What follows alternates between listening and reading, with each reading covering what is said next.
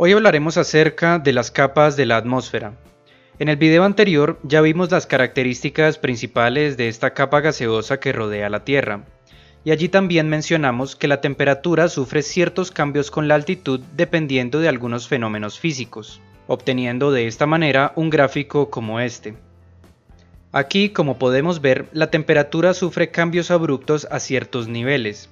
Y justamente estos cambios en la tendencia de la temperatura con la altitud permiten dividir la atmósfera en diferentes capas, cada una con características distintas. Veamos entonces cuáles son estas capas. Específicamente tenemos 5 capas principales y 4 capas de transición. Partiendo desde la superficie tenemos la troposfera, la estratosfera, la mesósfera, la termósfera y la exósfera. Estas son las 5 capas principales. Ahora, entre cada una de estas capas encontramos las capas de transición, que son la tropopausa, la estratopausa, la mesopausa y la termopausa. Ahora, antes de continuar, debemos tener en cuenta que las operaciones aéreas civiles se llevan a cabo normalmente dentro de la troposfera y en la parte baja de la estratosfera, con lo cual veremos estas dos capas un poco más en detalle en comparación con las otras. Dicho esto entonces, iniciemos con la primer capa, la troposfera. Esta es la primer capa que encontramos justo después de la superficie terrestre, y esta se caracteriza por una reducción de la temperatura con la altitud. Partiendo de un valor aproximado de 15 grados centígrados a nivel del mar, hasta alcanzar valores de menos 56 grados en su parte superior. En promedio se considera que el límite superior de la troposfera se encuentra en los 11 kilómetros de altitud, aproximadamente 36.089 pies. Sin embargo, como veremos más adelante, este límite puede variar. Ahora, teniendo esto en cuenta, podemos entonces decir que el gradiente vertical de temperatura, es decir, el ritmo con el cual la temperatura desciende con la altitud, es de aproximadamente 2 grados centígrados por cada 1000 pies. O si lo expresamos en metros, 6,5 grados centígrados por cada 1000 metros. De nuevo, este es simplemente un valor de referencia aproximado, ya que en la realidad podemos tener gradientes ligeramente distintos. Ahora, podríamos preguntarnos a qué se debe este comportamiento de la temperatura en la troposfera, es decir, ¿por qué se reduce la temperatura con la altitud? Pues bien, en esta capa específicamente, la reducción de temperatura se debe al calentamiento del aire cerca de la superficie. Es decir, durante el día, el Sol emite radiación solar que calienta la superficie. Después, la superficie caliente, a su vez, calienta el aire que se encuentra cerca de ella, es decir, en los niveles más bajos de la troposfera. Esto resulta en temperaturas más cálidas cerca de la superficie, mientras que a mayores altitudes encontramos temperaturas más bajas. Ahora, otra característica de la troposfera es que la mayor parte del aire de la atmósfera se encuentra concentrado en esta capa, aproximadamente unos 3/4, ya que, como dijimos en el video anterior, el aire es bastante compresible y la gravedad terrestre hace que éste se concentre en las partes más bajas de la atmósfera. También debemos decir que este aire se mantiene en constante circulación, debido a las diferencias en la temperatura de las superficies de la Tierra, tanto a nivel local como a nivel global. Esta circulación se presenta ya que, en términos generales, la atmósfera tiende a ser inestable en la troposfera, debido a que justamente la temperatura se reduce con la altitud, haciendo que el aire cálido cerca de la superficie se eleve debido a su baja densidad, mientras que el aire frío a mayores altitudes descienda debido a su mayor densidad. Ahora, otra característica importante de esta capa es que la troposfera contiene la mayor parte del vapor de agua y los aerosoles de la atmósfera. Esto, combinado con el hecho de que el aire está en constante circulación, da como resultado ciertos fenómenos meteorológicos, tales como las nubes de desarrollo vertical, las tormentas eléctricas, la precipitación, etc. Es justamente por esta combinación de factores que la mayoría de fenómenos se desarrollan dentro de la troposfera, relativamente cerca de la superficie. Ahora bien, el límite superior de esta troposfera es conocido como la tropopausa. Esta es una delgada capa de transición que se encuentra entre la troposfera y la siguiente capa, que es la estratosfera. Esta tropopausa se caracteriza porque la temperatura a partir de este nivel permanece constante inicialmente con la altitud. Y como ya mencionamos anteriormente, esta tropopausa se encuentra en promedio a una altitud de 11 kilómetros. Sin embargo, hay que mencionar que la altitud a la cual encontramos esta tropopausa varía. Veamos exactamente de qué depende. Principalmente, la altitud de la tropopausa depende de la temperatura promedio de la superficie en esa área.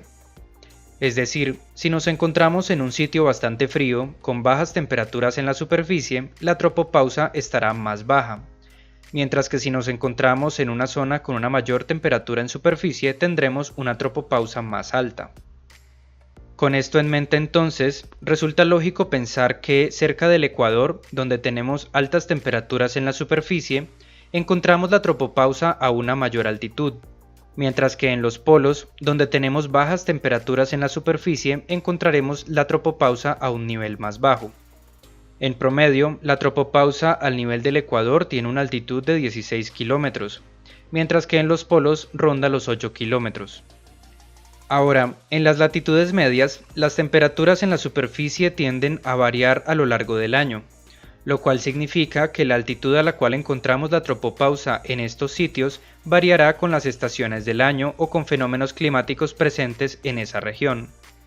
Ahora, como ya dijimos, la tropopausa marca el nivel a partir del cual la temperatura deja de disminuir con la altitud.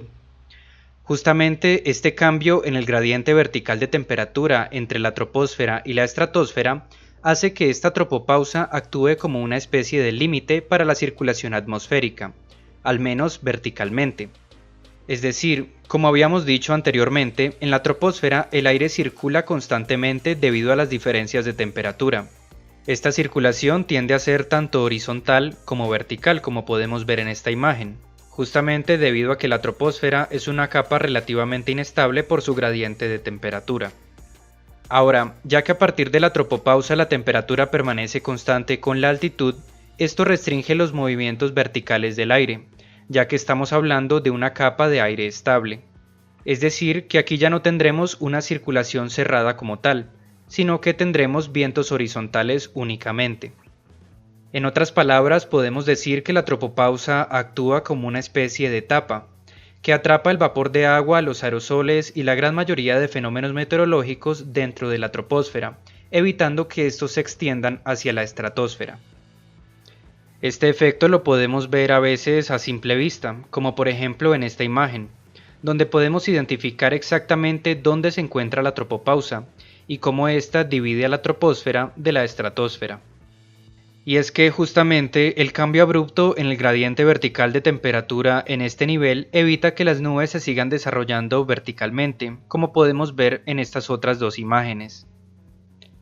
Ahora, teniendo en cuenta todo lo que hemos dicho hasta el momento, podríamos pensar que la distribución de la tropopausa a nivel global tendría una forma como esta, donde la tropopausa a nivel del ecuador estaría mucho más alta, mientras que ésta disminuye su altitud gradualmente hasta alcanzar los polos. Sin embargo, esto no es exactamente así, ya que la distribución de la circulación atmosférica en la troposfera hace que la tropopausa sufra rupturas en ciertas zonas, debido a diferencias de temperatura.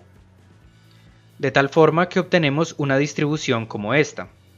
Como podemos observar, la circulación atmosférica en la troposfera se divide en diferentes células. Las más cercanas al ecuador y más altas se conocen como células de Hadley. Las que se encuentran en las latitudes medias se conocen como las células de Ferrel, mientras que las que se encuentran en los polos son las células polares. Con esta distribución entonces encontramos diferentes tipos de tropopausas. Tenemos la tropopausa tropical, que es la más alta de todas. Tenemos las tropopausas de latitudes medias, al igual que tenemos las tropopausas polares. La tropopausa tropical se extiende aproximadamente hasta los 16 kilómetros de altitud, y puede alcanzar temperaturas tan bajas como de menos 80 grados centígrados.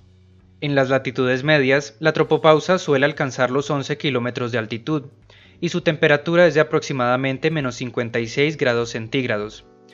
Sin embargo, como ya dijimos anteriormente, los cambios de estaciones pueden hacer que esta altitud y temperatura varíen un poco.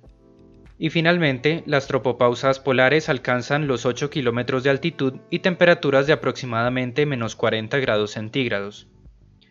Ahora, estas rupturas en la tropopausa que encontramos aproximadamente a 30 y a 60 grados de latitud también contribuyen a la formación de corrientes en chorro, conocidas como jet streams. Estas son bandas estrechas de viento de alta velocidad y específicamente se generan las corrientes subtropicales cerca de los 30 grados de latitud y las corrientes polares cerca de los 60 grados de latitud. En este gráfico no podemos apreciarlas muy bien ya que estamos viendo la atmósfera de perfil. Sin embargo, aquí podemos observar una perspectiva superior de estas corrientes en chorro que rodean el planeta. La presencia de estas corrientes afecta enormemente el rendimiento de las aeronaves que vuelan cerca de ellas, ya que pueden aumentar o disminuir la velocidad de la aeronave con respecto al terreno. Y además de esto, estas corrientes pueden estar acompañadas de turbulencia de aire claro, CAT, de lo cual hablaremos un poco más en detalle en siguientes videos. Ahora, ya que estas corrientes están estrechamente ligadas a la tropopausa, las aeronaves que vuelan a grandes altitudes deben tener en cuenta la altitud de la tropopausa, al igual que la dirección e intensidad de estas corrientes en chorro. E incluso, en ocasiones, deben introducir datos relacionados a estas en las computadoras de a bordo de la aeronave para poder así entonces realizar los cálculos adecuados de rendimiento de crucero. Ahora, ya que vimos en detalle la tropopausa, pasemos con la siguiente capa principal de la atmósfera, la estratosfera. Esta es la capa que se encuentra justo después de la tropopausa y se extiende hasta aproximadamente 50 kilómetros de altitud. En su zona más baja, como ya dijimos, la temperatura permanece constante con la altitud. Y su característica principal es que, justamente debido a este comportamiento de la temperatura, se restringen los movimientos verticales de aire, lo cual evita la formación de fenómenos meteorológicos significativos. Ahora bien, debemos decir que el poco vapor de agua y los aerosoles que alcanzan la estratosfera pueden generar nubes de poco desarrollo vertical, conocidas como nubes estratosféricas o también nubes nacaradas, debido a sus particulares colores. Sin embargo, nuevamente, estas nubes suelen estar estratificadas en capas bastante delgadas, con lo cual no influyen en el clima de la troposfera. Ahora, en la estratosfera, a partir de aproximadamente los 20 kilómetros de altitud, la temperatura empieza a aumentar gradualmente hasta alcanzar valores cercanos de los 0 grados a 50 kilómetros de altitud. Este incremento de la temperatura con la altitud en estos niveles se debe a la presencia de la capa de ozono. La capa de ozono corresponde a una concentración de ozono que se encuentra en los 2/3 superiores de la estratosfera. Para entender el comportamiento de la temperatura en esta zona debemos ver primero qué es el ozono. El ozono es una molécula compuesta por 3 átomos de oxígeno. Y hay que aclarar que el oxígeno normalmente lo encontramos en la atmósfera como oxígeno molecular, que consiste únicamente en 2 átomos de oxígeno. Lo que sucede entonces en esta capa es que el oxígeno molecular que normalmente encontramos en la atmósfera es alcanzado por la radiación ultravioleta proveniente del Sol. Esta radiación es capaz de romper los enlaces de los átomos de oxígeno, liberándolos entonces así para que se junten con otras moléculas de oxígeno, formando así el ozono. Ahora, nuevamente, este ozono es alcanzado por radiación ultravioleta que nuevamente rompe los enlaces entre los átomos, lo cual libera los átomos de oxígeno y el ciclo se vuelve a repetir. Este proceso continuo libera calor, lo cual resulta en un aumento de la temperatura en esta capa de la atmósfera. Ahora, también vale la pena recalcar que esta capa de ozono absorbe gran parte de la radiación ultravioleta proveniente del Sol, la cual es nociva para los seres vivos en la superficie, con lo cual esta actúa como una especie de filtro. Sin embargo, no entraremos más en detalle con este tema. Ahora, continuando con las capas de la atmósfera, por encima de la estratosfera encontramos la estratopausa, que es una capa de transición entre la estratosfera y la mesósfera, que se ubica aproximadamente a 50 kilómetros de altitud. Este nivel se caracteriza porque a partir de aquí la temperatura deja de aumentar con la altitud y permanece constante inicialmente. Con esto entonces pasamos a la siguiente capa, que es la mesósfera. Esta se extiende desde la estratopausa hasta aproximadamente los 80 kilómetros de altitud. Su característica principal es que aquí la temperatura se reduce nuevamente con la altitud, hasta alcanzar valores cercanos a los -90 grados centígrados en su parte superior, siendo esta la capa más fría de la atmósfera. Es en esta capa también donde se desintegran la mayoría de meteoroides provenientes del espacio, responsables por las lluvias de estrellas y las estrellas fugaces. En la parte superior de esta mesósfera encontramos la mesopausa, que es la capa de transición entre la mesósfera y la termósfera, que se ubica a aproximadamente 80 kilómetros de altitud. Esta capa de transición se caracteriza porque a partir de aquí la temperatura deja de reducirse con la altitud y permanece constante inicialmente dentro de la termósfera. De aquí entonces pasamos con la siguiente capa principal, la termósfera. Esta se extiende desde la mesopausa hasta aproximadamente 600 kilómetros de altitud. Sin embargo, hay que mencionar que la altitud hasta la cual se extiende esta capa depende enormemente de la actividad solar, con lo cual puede estar entre los 500 y los 1000 kilómetros de altitud. La característica principal de esta capa es que la temperatura aumenta enormemente con la altitud, hasta alcanzar valores cercanos a los 1500 grados centígrados en su parte superior. Este calentamiento tan significativo del aire en la termósfera es debido a la presencia de la ionosfera, que es una región que se encuentra dentro de la termósfera, donde las moléculas del aire son ionizadas por la radiación solar de alta energía. Este proceso es el responsable del incremento de la temperatura en esta capa. Ahora, la ionosfera también juega un papel importante en las características de propagación de algunos tipos de ondas de radio, ya que dependiendo de su frecuencia, algunas ondas la atraviesan, otras son absorbidas por ella y otras rebotan. Esta ionosfera también se caracteriza por ser la zona donde se presentan las auroras boreales en el hemisferio norte o las auroras australes en el hemisferio sur. Estos fenómenos son causados por la interacción del viento solar con el aire ionizado en esta región, dando como resultado estos colores tan exóticos. Ahora, en la termósfera también es la zona donde orbita la Estación Espacial Internacional, a aproximadamente 400 kilómetros de altitud. Ahora, podríamos preguntarnos cómo puede la estación espacial orbitar en esta zona de la atmósfera donde la temperatura es tan alta.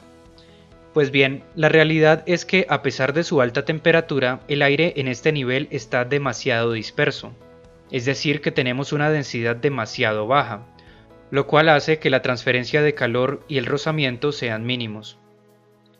Dicho esto, pasamos con la termopausa.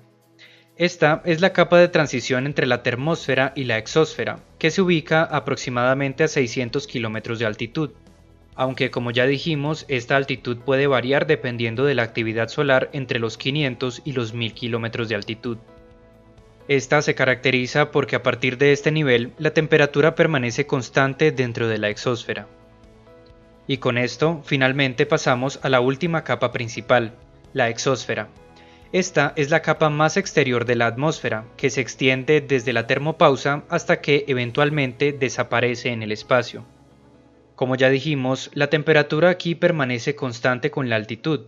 Sin embargo, el aire aquí está tan enrarecido que ya no se comporta como un gas, sino más bien como partículas individuales que siguen trayectorias balísticas.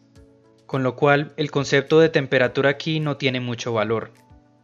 Ahora, aunque la exósfera no tiene un límite definido, ya que ésta desaparece gradualmente en el espacio, normalmente se dice que puede alcanzar los 10.000 kilómetros de altitud, donde prácticamente ya no encontramos aire.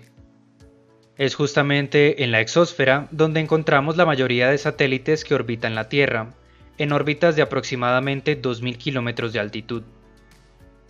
Con esto ya hemos visto todas las capas que componen la atmósfera de la Tierra.